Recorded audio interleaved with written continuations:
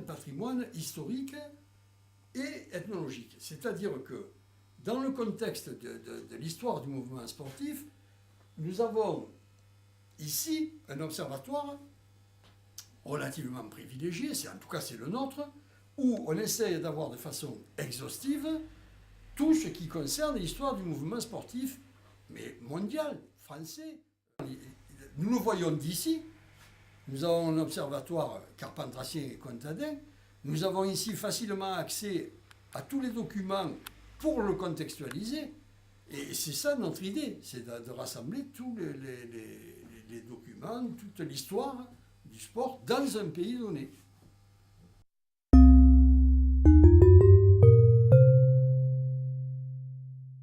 Je suis quand même le président fondateur, c'est un peu normal que j'en connaisse les buts peut-être mieux que l'autre. C'est surtout d'abord pour pratiquer une sorte d'ethnologie du sauvetage. C'est souvent ce qui a intéressé les ethnologues qui s'occupaient de patrimoine.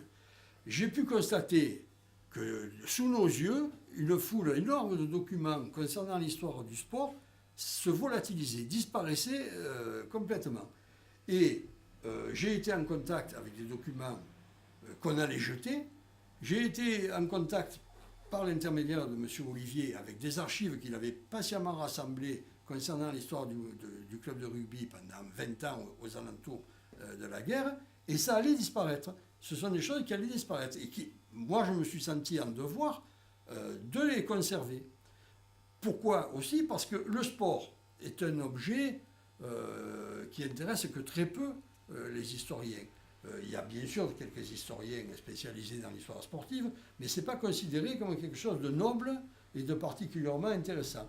Donc, une raison supplémentaire de ne pas laisser partir les documents que ça concerne.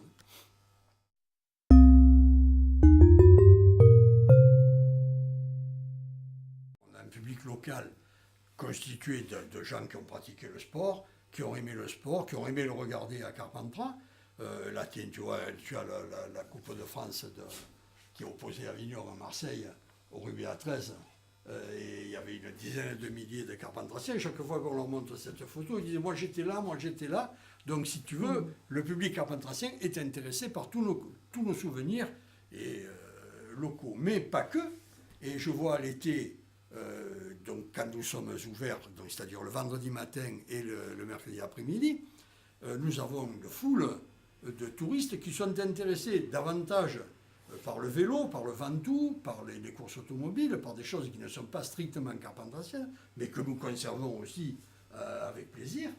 Et nous avons des gens qui viennent de l'Europe entière à Carpentras, ils ne viennent pas pour nous, mais en se promenant le vendredi, ils sont très contents de pouvoir visiter notre petit musée.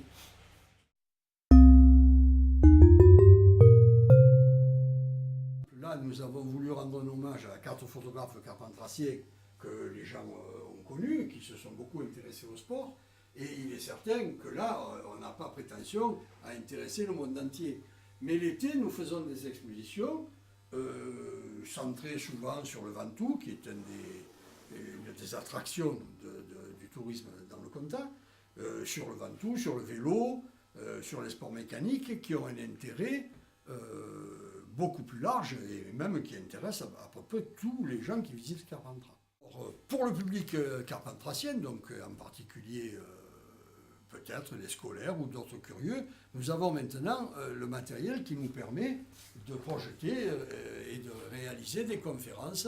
Nous en avons déjà fait 4 ou 5 sur l'histoire de la bicyclette, en particulier à propos du marathon du Ventoux, qui était une épreuve qui s'est courue en 1908, sur l'histoire du développement du mouvement sportif, sur les lieux sportifs, l'architecture des lieux sportifs, et nous en prévoirons d'autres que nous pouvons faire ici.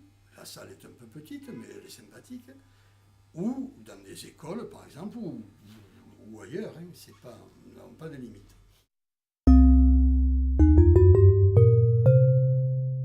Il est certain que nous sommes très attentifs aux demandes des clubs sportifs. Et souvent, ils pensent à nous, peut-être des fois un peu tard d'ailleurs, lorsqu'ils organisent des commémorations de leur anniversaire, des clubs qui Carpentras, beaucoup de clubs qui ont pas loin d'une centaine d'années. Et donc, nous sommes à leur disposition pour rassembler les documents, pour éventuellement organiser des conférences, des diaporamas, des projections, avec les documents que nous ont donnés leurs prédécesseurs.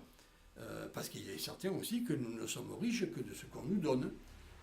Quelquefois même, nous avons fait des expositions, mais comment ça se fait que vous n'avez pas la photo de mon grand-père?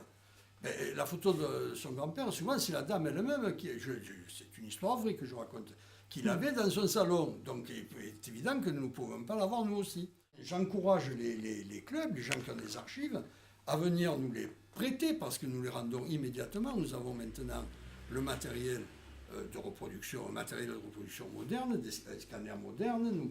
Nous ne conservons pas les documents si on ne nous les donne pas.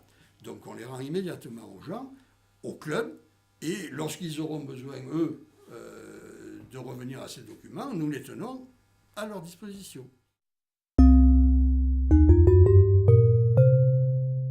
Voilà, nous sommes une quinzaine, peut-être même un peu moins, mais c'est largement suffisant, de gens qui, comme moi, sont passionnés par le souvenir et l'histoire du sport carpentrassien. Alors, chacun a sa spécialité. On a par exemple des gens qui ont joué au motoball ou qui ont été mécaniciens dans le domaine du motoball. Ce sont des gens qui sont irremplaçables pour la connaissance de ce sport. On a des gens qui sont très compétents en matière d'histoire du sport mécanique, du sport automobile, des courses de côte Ventoux, des gens qui connaissent très bien le passé du rugby, d'autres qui connaissent mieux l'histoire du football. Bref, entre nous, on arrive à recouvrir à peu près l'histoire carpentrassienne.